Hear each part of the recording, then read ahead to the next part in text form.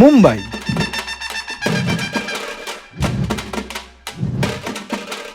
বাণিজ্য নগরীর সবচেয়ে ধনী দেবতা, গৌর সারস্বত ব্রাহ্মণ সেবা মণ্ডলের রাজা মহাগণপতি। তার জন্য এবছর বীমা করা হয় 474,46,00,000 টাকার, যা সর্বকালীন রেকর্ড।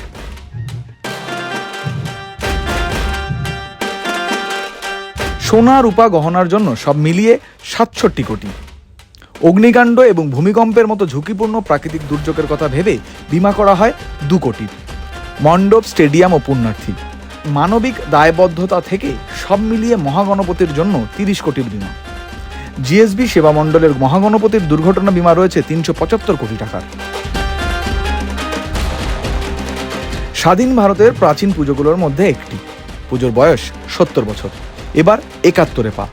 গত বছর জিএসবি সেবা মণ্ডলের মহাগণপতির নামে 400 কোটির বীমা করা হয়।